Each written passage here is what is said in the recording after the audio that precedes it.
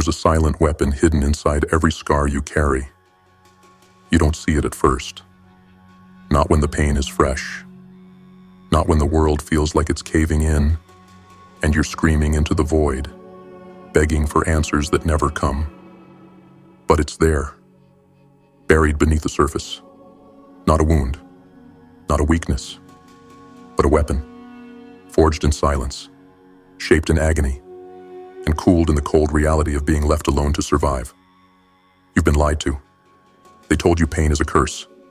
They told you to run from it, to numb it, to hide it behind a fake smile and a highlight reel.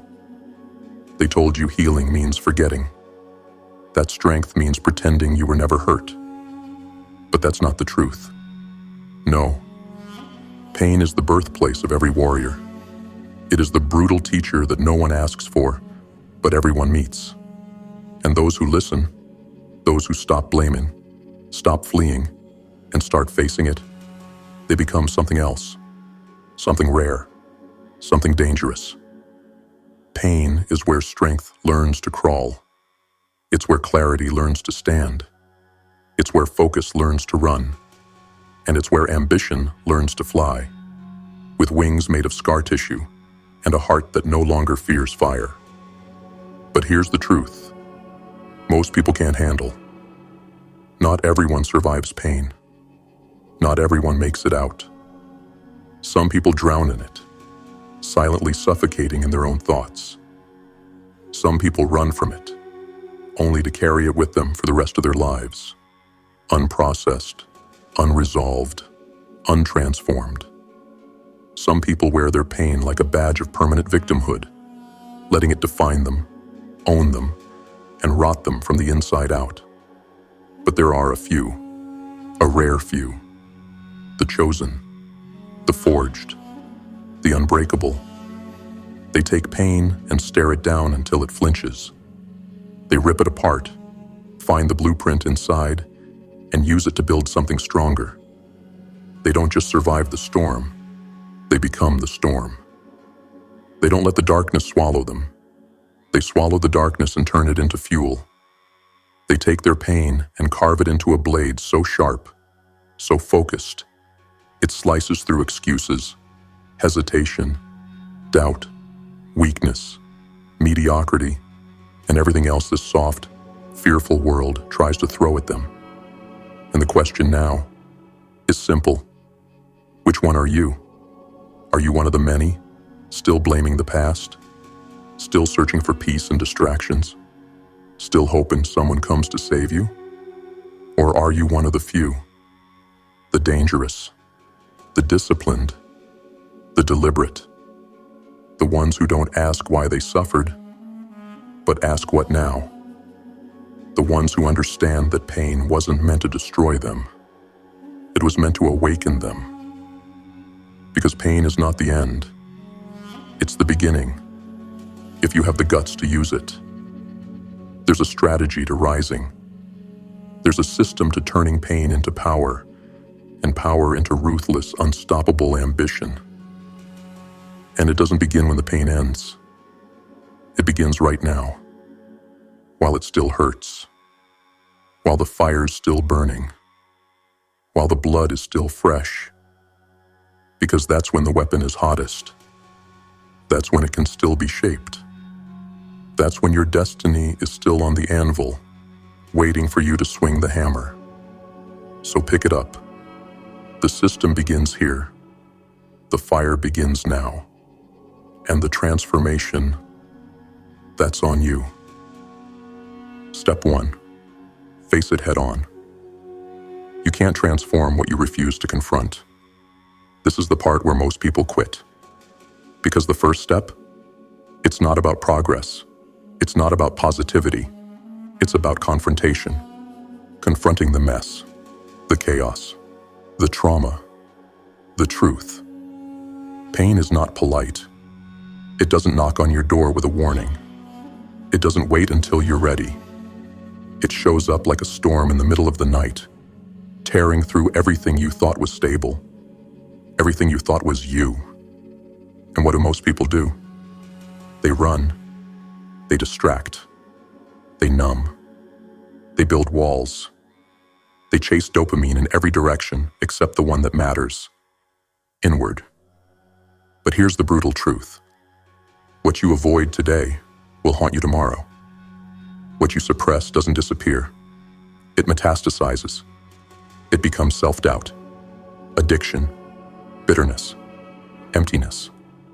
It becomes the silent weight you carry into every room, every relationship, every dream, sabotaging everything before it even begins. So if you want to change, really change, you need to stop flinching. You need to sit with it, breathe through it, let it speak. You need to revisit the battlefield.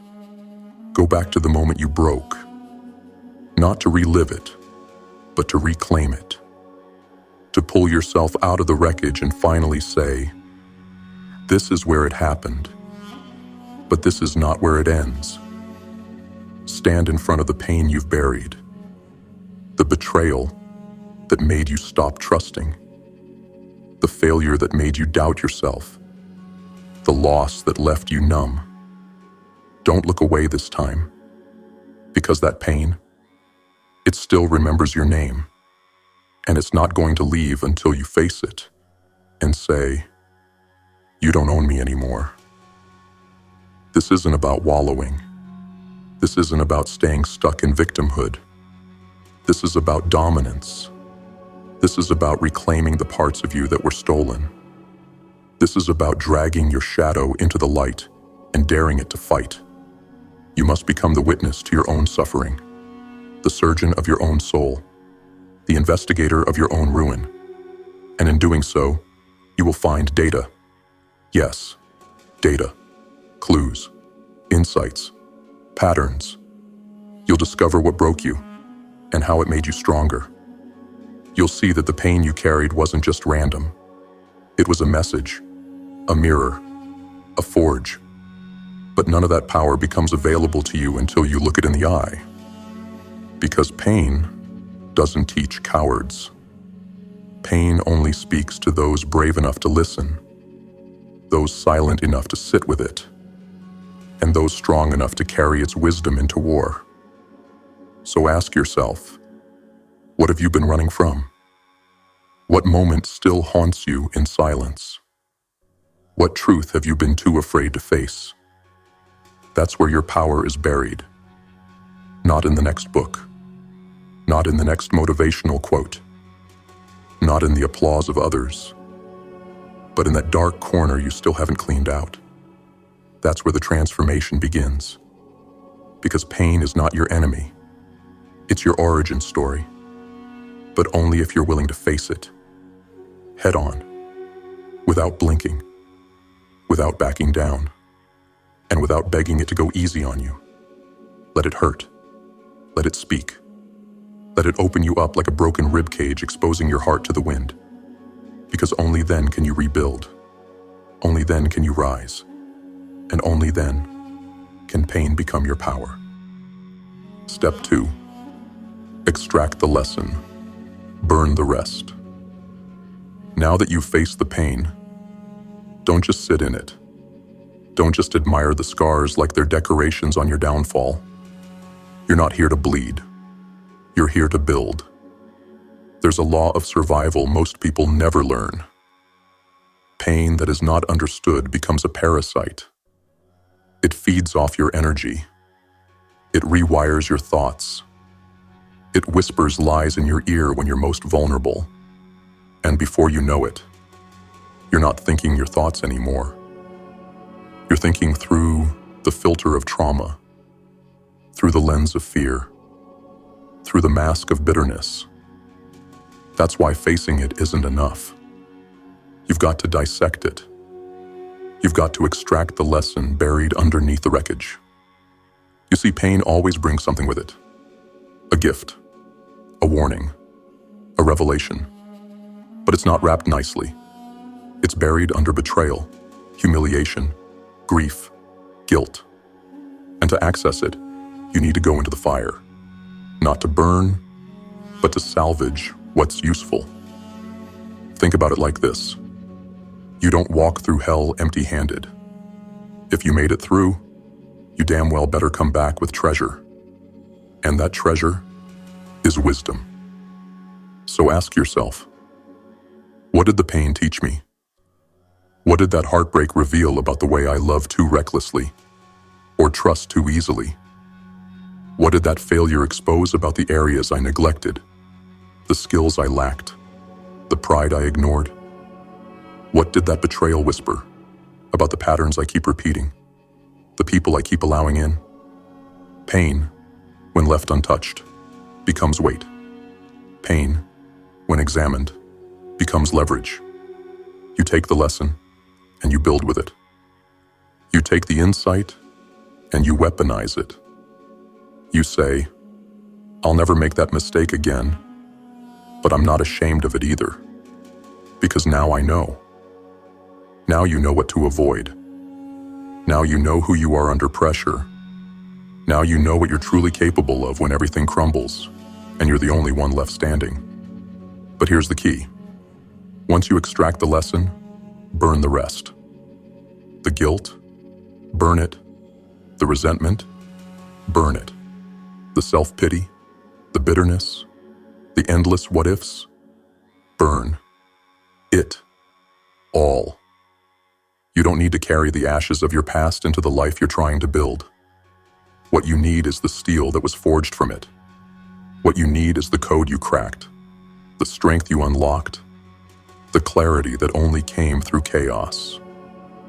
This is how you begin to rise, by taking control of your narrative. Because if you don't, pain will rewrite your story for you. It'll turn you into a victim in your own life. It'll trap you in the same cycle, over and over, just dressed in different clothes. New people, same wounds. New goals, same fear. New chances, same sabotage. Enough. You face the fire. Now dig through the ashes, find what's useful, and leave the rest behind. You are not your trauma. You are not your failure. You are not your losses. You are the one who crawled out. You are the one who learned. You are the one who turned pain into perception, and perception into power. So from this moment forward, every scar becomes a signal. Every heartbreak becomes a map. Every mistake becomes a manual. You just have to be willing to read it, to own it, to extract the essence of your suffering and destroy the excess. Because what's left after the fire, that's who you really are. And that's what you build from. Step 3. Convert pain into discipline. Now that you've faced your pain, now that you've pulled the lesson from the fire and burned the rest, you're standing there with something dangerous in your hands. Raw energy. But energy is useless without control. Unchanneled pain is a wildfire. It consumes everything. But channeled pain? That's a laser. It cuts through resistance. It tears through procrastination. It annihilates weakness. Now is the time to take that energy and convert it into discipline. You see, most people confuse motivation with discipline. Motivation is a feeling. Discipline is a decision. Motivation shows up when it feels good. Discipline shows up when everything inside you is screaming to stop. And that's the secret no one tells you. Pain is the ultimate fuel, but only if you give it structure. Think of your pain like a fire raging inside your chest. Without a plan, it burns everything. But with structure, routine, rules, systems, it becomes the forge that sharpens you into something unstoppable. That's how warriors are made. They don't rely on emotions. They don't wait to feel like it. They don't need the perfect conditions. They just show up every damn day with a grim face, with blood in their teeth, with purpose in their spine. So how do you turn pain into discipline? You build rituals around the fire. You don't just say, I'll work when I'm ready. You set the alarm for 4:30 a.m. and you rise. Why? Because there was a time in your life when no one believed in you. You remember that. You use that. You don't say, "I'll go to the gym when I'm not tired." You train because you're tired. Because once upon a time you felt helpless, small, weak. You remember that. You use that. You don't say, "I'll focus when things calm down." You lock in now. Because when the world turned on you, when everything collapsed, you swore you'd never be caught unprepared again. And now, you don't need a mood. You've got a mission. Discipline is born when pain finds a purpose. Discipline is sustained when you stop negotiating with your lower self. Discipline becomes your identity when you stop chasing comfort and start craving growth. And here's the brutal truth. If you don't use your pain, you'll lose to someone who did. While you're still healing, they're building. While you're overthinking, they're executing. While you're debating whether to act, they've already become what you're afraid to imagine. But you don't have to fall behind. You've already been through hell. Why stop there? You don't get to complain if you're not willing to work. You don't get to dream if you're not ready to bleed. You don't get to win if you're not obsessed with showing up. Every single day, no matter how you feel. This is war, and the battlefield is your mind, your time, your routine, your decisions. No one's coming to save you. No one's going to drag you out of bed. No one's going to force feed you discipline. That's your job, your burden, your gift. The pain gave you the reason. Now it's time to build the rhythm, the grind, the structure, the machine. Every rep you don't want to do it. Every early morning you want to skip, own it. Every sacrifice your old self cries about, make it. Because this is the moment when the victim dies and the warrior is born. And the only thing standing between them is discipline, fueled by pain, driven by purpose, and unshakable in the face of anything that tries to stop you. You already earned this fire. Now forge the routine that turns it into domination. Step 4. Develop ambition with teeth. Now that you've weaponized your pain and carved discipline from the ashes, it's time to breathe life into something far more dangerous. Ambition. But not the kind they sell you on posters. Not the cute little dream board version that relies on hope and affirmations. No, you need ambition with teeth.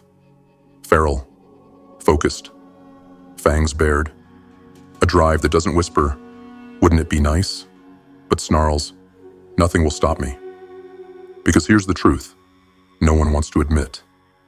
Dreams without aggression die quietly. And your goals? They don't care how badly you want them. They only respond to how violently you're willing to pursue them. You want to build an empire? Then act like a conqueror. You want to rise from your past? Then stop speaking like a victim and start moving like a tactician. Every step, every hour, every thought, directed, designed, deadly. But here's the key. Ambition without structure is chaos. And ambition without pain is empty. So what do? You merge the two. You forge your ambition from the bones of your suffering. You say, "Everything I've been through, it wasn't for nothing." You take your deepest wounds and you assign them a purpose, a vision, a reason to keep climbing when the world says stay down. Most people want ambition to feel good. They want it to be pretty. They want it to be smooth. But real ambition, it's brutal. It's lonely. It's built in silence, behind closed doors, when no one is watching.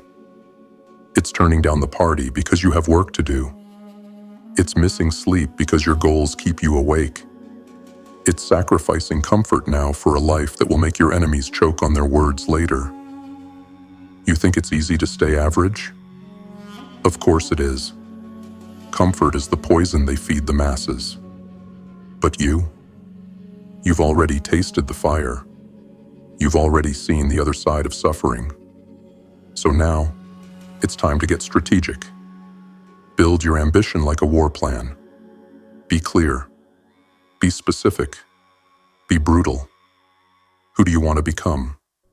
What empire do you want to build? What legacy do you want carved into the bones of this world long after you're gone? Write it down. Etch it into your mind. Tattoo it into your routine. Then chase it like a starving animal that hasn't eaten in weeks. Tear through obstacles. Rip through failure. Devour every no with a smile, because you know what's coming. And they don't. Don't ask for permission. Don't seek approval. Stop waiting for someone to hand you the green light. Be the green light. Turn your ambition into something so sharp, so dangerous, that even your fears start stepping out of your way. This isn't about living some watered-down version of success. This is about becoming so obsessed with what you're building that mediocrity feels like death. This is about waking up every morning with a fire in your gut and a name to prove wrong. And if you've already made it through pain, if you've already rebuilt yourself from the ruins, then why settle now? Why stop at healing? Why not dominate? Why not become so focused, so disciplined, so driven, that the old version of you couldn't even recognize the monster you've become? Develop ambition with teeth.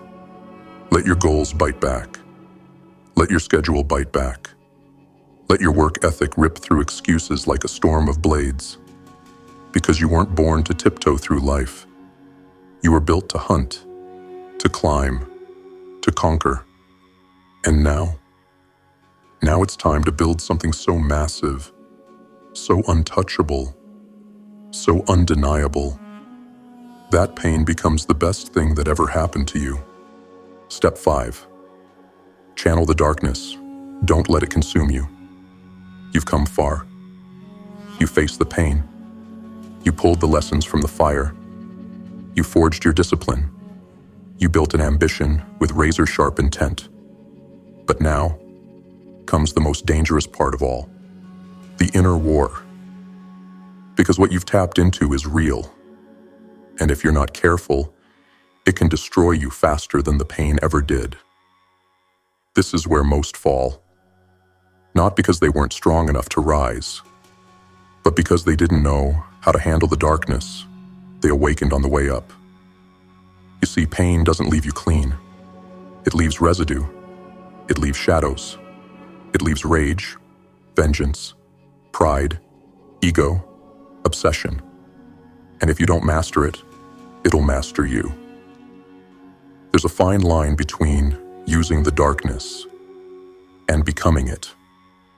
A fine line between fuel and fire, between controlled chaos and emotional destruction. And it's easy to get drunk on your own power. Easy to look at the world through blood-tinted lenses and say, let it all burn. I don't care anymore. But that's not power. That's poison. That's pain controlling you in disguise. That's the mask of strength, hiding a spirit that's still bleeding underneath. So what do? You channel the darkness. You command it. You hold the reins and remind it who's in charge. You don't suppress it. You discipline it. You don't run from it. You reprogram it. That rage inside you, don't let it explode. Aim it. That bitterness, don't drown in it. Refine it. That cold edge in your heart, don't fear it. Sharpen it. Into clarity, into resolve, into mastery. You walk with the darkness beside you, not ahead of you. You become the kind of person who can look into the abyss and say, I know you. I've lived with you. I've learned your language. but you don't get to drive anymore. Because if you let the darkness take over, it will take everything. Your focus, your peace, your soul. It will turn your ambition into greed, your strength into cruelty, your drive into isolation. It will feed your ego while starving your spirit. And suddenly, you'll wake up not as the warrior who rose from the ashes, but the monster who burned down everything to feel powerful. Don't let that be your legacy. The goal was never to become numb. The goal was never to become heartless. The goal was never to be feared for fear's sake. The goal was to be dangerous in discipline, not reckless in emotion. To be sharp, not shattered. To walk with fire in your eyes, but not burn the bridges behind you. Because real power isn't the absence of pain. It's the ability to stand in the middle of it, still focused, still calm, still in control. Anyone can scream. Anyone can lash out. But it takes a rare kind of force to hold the storm in your chest and never let it break your hands. So ask yourself right now, is your pain making you better? Or is it twisting you into someone even you don't recognize? Are you still in control of the path you walk? Or are you letting shadows steer the wheel? Because make no mistake, the world will test you. It will provoke you. It will give you every reason to fall back into the darkness that once swallowed you whole. But that's when you show who you really are. You don't run. You don't flinch. You don't collapse. You stare that darkness down, and you use it as a throne, not a cage. You say, I've been to hell. I know its tricks, but I brought back the fire, not the chains. Because at this level, it's not just about survival anymore. It's about sovereignty. It's about emotional warriorship. It's about turning pain into purpose, ambition into action, and darkness into dominion. Control the shadows, or be consumed by them. But you can't do both. Choose wisely. Your legacy depends on it. Step 6. Teach through the fire. Lead through the scars. You made it through the fire. You didn't just survive. You transformed.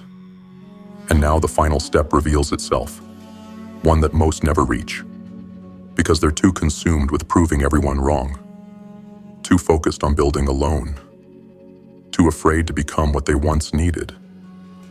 But if you truly want to become untouchable, if you truly want to become immortal, you must learn this final law. Turn your scars into signals. Turn your pain into a path. Turn your victories into a voice. Because somewhere out there is a version of you who hasn't made it out yet. Someone who's trapped in the same hell you once clawed through. Drowning, breaking, wandering, lost. And you can pretend they don't exist. You can keep your story buried. You can hoard your wisdom like a dragon sitting on gold. But there is no legacy in silence. There is no glory in isolation. There is no impact in hiding your war just because it left you bloodied. You are not here just to survive. You are here to lead, to stand up, still bruised, still scarred, still imperfect, and say, I know this path. I've walked it, and here's how I made it out alive. Because your scars, they're not shame. They're blueprints. Your darkness, it's not baggage. It's credentials. You were not broken for nothing. You were not betrayed, abandoned, or destroyed for no reason. It all happened to give you a depth of perspective this world desperately needs. You've become what most people only pretend to be. Tested, tempered, tried in the fire, and still standing. And now it's time to teach. To walk back through the wreckage. Not to relive it, but to guide others through it. Be the reminder that strength isn't always loud. Sometimes it's quiet. Sometimes it's messy. Sometimes it looks like waking up one more time when your soul is still bleeding. Be the voice that says, "You're not too far gone. You're not too broken. There is still power in your bones and light in your chest, even if the world never told you." But don't lead from the pedestal. Lead from the trenches. Speak their language. Meet them in the dark, but don't stay there. Pull them out. Drag them. Scream at them. Remind them. This path isn't just for the strong. It's for the willing. Because real leaders don't preach perfection. They model persistence. They don't flaunt success. They demonstrate survival. And when they rise with others in tow. Because that's where the real fulfillment lives. Not just in what you build for yourself, but in what you inspire in others. Don't mistake this for weakness. Teaching is war. Leading is sacrifice. It means exposing your past. It means owning your failures. It means taking the hits so others don't have to. But it also means becoming legend. It means becoming the story that saved someone's life. The words that shook someone awake. The blueprint that turned someone's breakdown into a breakthrough. And that is how your pain becomes immortal. That is how your suffering becomes sacred. That is how your scars stop being wounds and start becoming weapons of light. So here you stand, not as a victim, not as a survivor, but as a leader forged in the deepest fire. And now the question becomes, will you bury the fire that forged you? Or will you light the way with it? Will you cover your scars? Or wear them like armor? Proof that pain couldn't kill you. And now you've come back to rescue the others? Because this is the final transformation. This is what makes you truly dangerous. Not just what you overcame, but who you lift up behind you. Teach through the fire. Lead through the scars. And become the nightmare your pain never saw coming. The savior no one expected. The storm no one can stop. That's your legacy now. Write it in fire. Etch it in blood. And leave no doubt who you are. You've seen the truth now. There is no shortcut, no secret formula, no handout for those who've bled. Only warriors rise from the ruins. The rest, they vanish into the comfort of denial. They trade their destiny for distractions. They blame, they quit, they rot in the illusion that someone else is coming to save them. But you, if you've made it this far, you're not like them. You've seen what hides beneath the surface of pain. You've walked through the storm and come out colder, harder, hungrier. Let them call it too dark. Let them say it's too intense. Let them stay soft. Because this world doesn't need more soft. It needs fire bearers. It needs the broken who got back up.